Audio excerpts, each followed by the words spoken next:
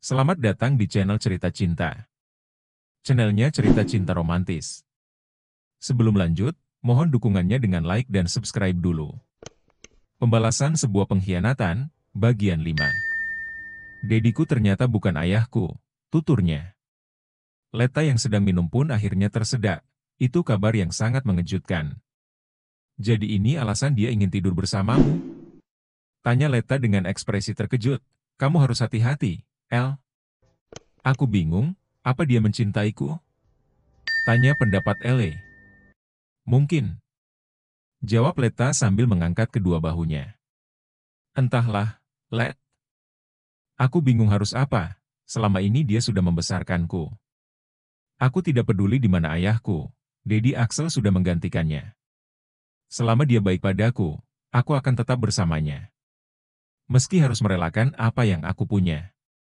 Dia sudah menjamahmu? Tanya Leta penasaran. Belum, tapi dia menungguku sampai usia 17 tahun. Tapi aku tidak mau melakukan itu, Let. Aku hanya mau melakukannya dengan suamiku. Elle membayangkan berhubungan intim dengan pria yang bukan suaminya. Setidaknya ada cinta saat aku melakukannya. Elle menghembuskan napas kasar. Kalau begitu, cobalah mencintainya. Aku ingin melihat sosok dadimu, Elle. Aku harus bersaing dengan wanita murahan itu, Let. Kesal Elle. Siapa? Bella? Tanya Leta. Iya, nenek sihir itu, si tukang pamer pria dewasa. Dediku pernah kencan dengannya. Ah, aku tidak sudi membayangkan mereka melakukan apa saja. Kamu tahu dia, kan? Wanita penggila lelaki, gerutunya geram. Obrolan mereka terus berlanjut panjang lebar, sampai Leta menyarankan untuk mencintai dedinya. Meski sulit, tapi Elle akan mencobanya. Apa rasanya bercinta dengan laki-laki dewasa tanpa cinta? Pikirnya. Sekolah pun akhirnya selesai. Elle pulang dijemput oleh supir yang disuruh Axel. Gadis itu langsung pulang karena akan mempersiapkan diri untuk menemani sang Dedi pergi ke pesta. Miss, aku pulang, ucap Elle sesampainya di Mansion. Carla pun menyambut kedatangannya dan langsung menyuruh gadis itu untuk membersihkan diri. Carla sudah menyiapkan sebuah gaun untuk dikenakan Elle. Malam ini gadis itu harus terlihat cantik di mata Axel. Pria itu sudah mewanti-wanti. Axel ingin terlihat lebih menonjol di pesta. Menggandeng seorang wanita muda dan cantik. Elle sudah selesai membersihkan diri, gadis itu langsung ditangani oleh Carla. Meski pekerjaannya seorang asisten, tapi dia cukup mahir dengan stylistnya. Miss, aku mau diapakan? Aku tidak suka memakai merah-merah di pipi, gerutunya. Elle memang bukan gadis yang suka dandan, gadis itu sudah cukup cantik di usianya sekarang. Diamlah, dadimu pasti memuji jika melihatnya. Nona El sudah berjanji akan menyembuhkan lukanya, kan? Dan ini saatnya, buat Tuan merasa nyaman bersamamu. Hasil riasan Carla sempurna, Elle bercermin sambil memutarkan tubuhnya. Gaun pesta yang berwarna gold itu sangat pas di tubuhnya. Perfect, ucap Carla. Wanita itu mendengar suara mobil di depan rumah. Bersiaplah, Dedi sudah sampai, ucapnya lagi. Sedangkan Axel, pria itu sudah siap dengan setelah tuksedonya. Ia bersiap sepulang dari kantor, mampir di sebuah salon langganannya. Ia harus menyeimbangkan diri dengan gadis berusia yang hampir menginjak 17 tahun itu. Di mana Elle? Apa dia sudah siap? Tanya Axel pada Carla yang menemuinya. Sudah, jawab Carla cepat. Derap langkah terdengar di area tangga. Axel pun menoleh, ia melihat gadisnya yang begitu cantik. Cantiknya melebihi Hana, bibirnya tersenyum melihat Elle begitu sempurna. Good, cara kerjamu bagus, Carla. Aku akan memberikan bonus untukmu, bisik Axel. Jose, kita berangkat sekarang, ucap Axel pada ajudannya. Elle berjalan menghampiri sang Dedi, pria itu meraih tangan anak gadisnya. Melingkarkan tangan di lengannya. Jangan melihat dari umur, mereka tidak cocok jika menilai dari sana. Elle terlihat sedikit dewasa karena bantuan make-up dari Carla, dan Axel ditangani oleh stylistnya sehingga terlihat lebih muda dari usianya. Mereka menuju mobil. Jose membukakan pintu dan mereka segera naik, disusul oleh Jose. Pria yang masih menyendiri itu, melihat tuannya duduk di belakang dari kaca spion. Melihat Axel tengah mencium punggung tangan anak gadisnya. "Jalan, Jose," ucap Axel. "Iya, Tuan." Jose segera melajukan mobilnya. Di tempat lain, seorang pria tengah bercermin, ia akan menggelar pesta pernikahan. Acara janji sucinya sudah dilaksanakan tadi pagi. Leo menyentuh dagu, memutar wajah ke kanan dan kiri. "Sempurna," ucapnya. Tidak ada yang bisa menolak ketampanannya, ia sangat percaya diri malam ini. Menikahi seorang gadis yang sangat kaya raya, tujuannya hanya satu. Menjadi orang terpandang di daerahnya. Ia sendiri sudah kaya. Karena sudah mendapatkan salah satu perusahaan Axel, yang ia dapatkan dari Hana. Iri, dirinya sangat iri kepada sahabatnya sendiri. Setelah Axel menikah dengan Hana, dirinya sempat menghilang beberapa bulan. Lalu kembali dengan tujuan ingin menghancurkan, serta mengambil hati Hana. Tidak ada yang tahu bahwa ia memiliki hati pada istri sahabatnya. Axel yang sering tugas keluar karena urusan pekerjaan, disitulah Leo mendekati Hana. Memberikan seluruh perhatian dan waktu hanya untuknya, yang tak pernah Hana dapatkan dari Axel. Axel mencintainya, hanya karena sibuk membuatnya kecolongan. Istri tak hanya membutuhkan uang, Hana kesepian sehingga ia mendapatkan kehangatan dari Leo. Menjalin kasih beberapa bulan. Mereka sempat berpisah, karena Axel memboyongnya karena pekerjaan. Menetap di Meksiko, hingga akhirnya Hana dinyatakan hamil. Axel bahagia bukan kepalang, tidak tahu soal pengkhianatan yang dilakukan oleh istrinya. Sehingga ia yakin, bahwa anak yang dikandung Hana adalah anaknya. "Tuan, tamu yang Anda tunggu sudah datang," ucap pegawainya. Leo menyeringai, betapa tidak tahu malunya dirinya. Mengkhianati, membunuh, serta Axel yang harus mendekam di penjara karenanya. Ia tahu titik kelemahan sahabatnya itu. Pria itu pasti memaafkannya, pikirnya. Dan tidak tahunya, Axel menjelma menjadi pria yang tak berhati setelah dikhianati olehnya. "Sebentar lagi saya keluar, di mana Lori?" Tanyanya tentang istrinya.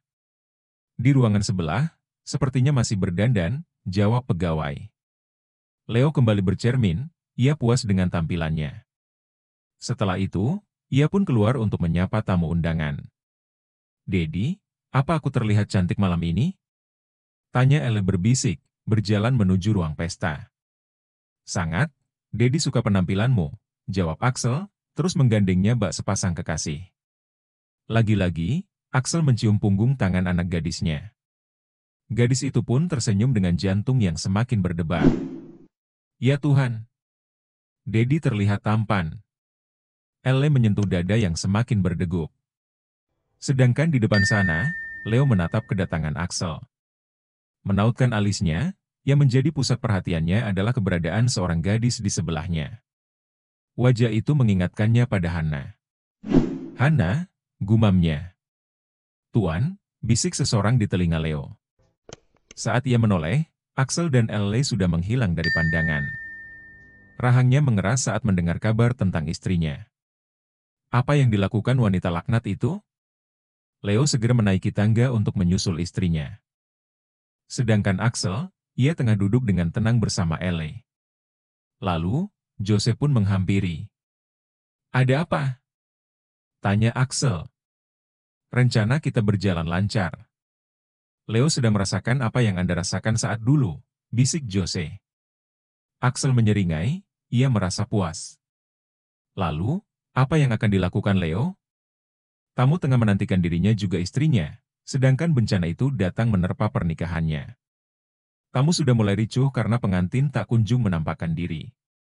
Hingga 1 jam kemudian, Leo terpaksa menemui tamu undangan. Wajahnya terlihat marah. Dari kejauhan Axel dan Jose tertawa puas. Elle yang berada di sana kebingungan dengan mereka. Apa ada yang lucu sampai mereka tertawa? Pikir Elle bingung. Keadaan Leo benar-benar kacau, melihat istrinya yang tengah digenjot nikmat oleh salah satu tamu undangannya sendiri. Ia sendiri sudah mengamankan mereka, ada yang mengganjal dengan kelakuan mereka. Lori dan laki-laki itu tidak sadar, mereka seperti diberi obat parangsong. Siapa yang sudah mengacaukan pernikahannya? Pikirnya pusing membatin. Raga dan jiwa tidak sejalan, senyumnya terlihat palsu. Tangannya sesekali mengepal, tapi ia harus terlihat baik-baik saja demi menjaga nama baiknya. Ronald, panggil Leo.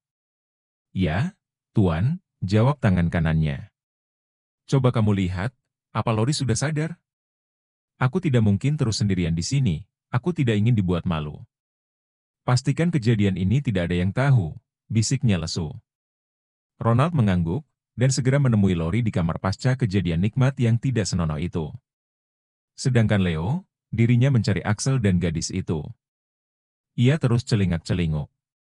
Baru saja akan melangkah, tapi tamu memanggilnya untuk memberi ucapan. Sehingga ia mengurungkan niatnya. Tak lama, Ronald pun kembali. Nona Lori belum sadar, sepertinya dosis parangsong itu cukup banyak, kata Ronald. Cari siapa orang yang sudah melakukan ini padaku. Sentaknya kesal, dan kamu cari di mana posisi Axel.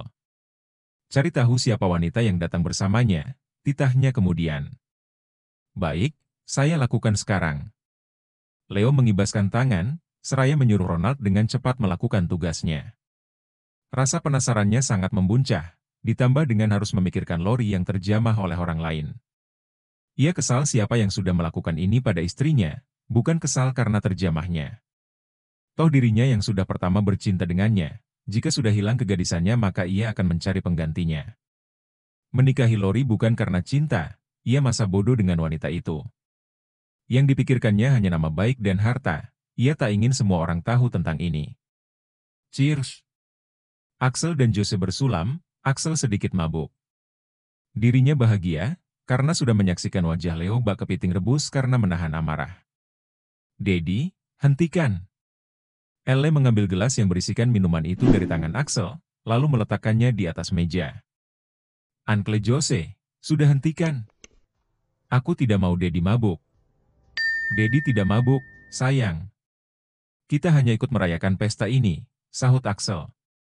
Kenapa Dedi tidak memberikan ucapan selamat? Apa perlu aku menemani, Dedi, Om?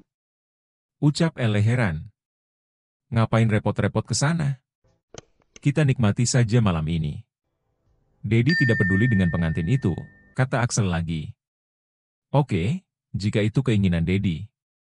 Setidaknya jangan minum banyak-banyak, aku tidak mau Dedi mabuk, itu saja. Iya, sayang. Tenang saja. Ujarnya sembari mengusap lembut pipi Elle. Di pesta itu mengadakan acara dansa untuk tamu yang berpasangan. Dan Axel mengajak Elle untuk berdansa dengannya. Axel berlutut sambil mengulurkan tangan, Elle mengerutkan kening karena melihat aksi Dedinya. Maukah berdansa dengan Dedi? Ajaknya tersenyum. Elle menerima uluran tangannya, beranjak dari tempatnya. Lalu mereka berdua ikut bergabung, dengan pasangan yang lain yang lebih dulu berdansa. Bak sepasang kekasih sungguhan, mereka terlihat begitu serasi. Jose yang melihat pun tersenyum. Ia yakin, bahwa tuannya lambat laun akan masuk perangkapnya sendiri. Mencintai gadis itu dengan tulus. Semoga saja itu terjadi, gumam Jose. Leo terus mencari keberadaan Axel, hingga matanya menangkap sosok yang dicari. Siapa gadis yang bersamanya? Kenapa wajahnya begitu mirip dengan Hana? Apa gadis itu putrinya? Tapi kenapa terlihat seperti sepasang kekasih? Leo sibuk dengan pemikirannya sendiri, hingga ia lupa dengan istrinya yang sudah terjamah. Menurutnya istrinya itu tidak penting, yang ia incar hanyalah hartanya. Ronald sudah kembali dan langsung menemui tuannya. Bagaimana? Siapa gadis itu? Tanya Leo pada Ronald. Namanya Griselle Austin, dia anaknya Tuan Axel Austin. Jawab Ronald, ia mendapatkan info itu dari meja tamu, semua tamu terdata di sana. Putrinya? Leo terkejut saat mendengarnya. Axel memeluk erat pinggang Elle, mereka menikmati alunan musik yang begitu enak didengar. Kamu cantik sekali malam ini, Elle. Bisik Axel sembari menyusuri bibir gadis itu dengan telunjuknya. Elle memejamkan mata seraya menikmati sentuhan itu. Sedangkan Leo, hatinya memanas. Setelah ditinggalkan istrinya, ia kira pria itu akan tidak baik-baik saja. Sial! Rutuknya. Ia mencampakkan pandangan, segera menemui Lori yang ada di kamar. Pikirannya terus pada Axel dan putrinya, kenapa mereka seperti itu? Pikirnya kesal. Ronald! Teriaknya, sambil berjalan di lorong menuju kamar yang ditempati Lori. Ronald berlari dengan tergopoh. Ya, Tuan, jawabnya dengan napas tersengal. Selidiki Axel dan putrinya, kenapa kejadian ini begitu bisa kebetulan dengan adanya mereka? Aku rasa kejadian ini ada hubungannya dengan mereka. Ronald mengangguk, ia akan menyelidiki mereka. Pesta telah usai. Pesta apa yang tak dihadiri oleh pengantinnya? Para tamu undangan kecewa, karena merasa diabaikan dan tidak dihormati. Leo menghilang, sejak melihat Axel yang sedang berdansa dengan putrinya. Dedi, para tamu sudah mulai pulang. Aku juga mau pulang, bosan di sini terus. Bisik Ele, yang sepertinya memang tidak menyukai pesta di sana. Karena pesta itu sedikit kacau, karena para tamu ricu membicarakan sang pengantin. Baiklah, jawab Axel singkat. Karena merasa sudah berhasil menghancurkan pesta itu, mereka pun akhirnya pulang. Jose sudah menunggu di depan gedung bersandar di mobil. Lalu, matanya menyipit saat melihat Leo yang keluar dari gedung hotel, serta menyeret seorang gadis yang diperkirakan adalah istrinya. Merasa kasihan karena ini adalah ulah anak buahnya. Apa mereka terlalu banyak memberikan obat perangsang itu? Lori terseret dengan terus meronta seperti orang gila. Wanita itu terus meraih tubuh Leo dengan beringas. Aku gak tahan lagi. Genjot aku sekarang. Aku akan memuaskanmu, tapi tidak di sini. Bentak Leo yang tak berperi kemanusiaan. Jose menghela napas saat melihatnya. Wanita yang tak berdosa itu, kini ikut menanggung ulah suaminya karena sebuah dendam. Ia pikir tidak akan seperti ini, Leo benar-benar tidak punya hati. Jose, kita pulang sekarang. Ucap Axel yang baru keluar dari gedung bersama Ele. Axel dan Ele akhirnya sampai di Mansion. Karena sudah larut, rumah itu kosong. Carla sudah kembali ke tempatnya yang ada di belakang rumah itu. Istirahatlah, ucapnya pada Ele. Dan gadis itu segera pergi ke kamarnya. Axel memeluk gadis itu. Ia menarik diri lalu beranjak, berdiri menggunakan lutut. Kepemilikannya bersejajar dengan wajah Ele. Gadis itu memalingkan wajah. Lihat ini Ele. Axel menangkup kepala gadis itu dan menempatkannya dengan kepemilikannya. Bersambung.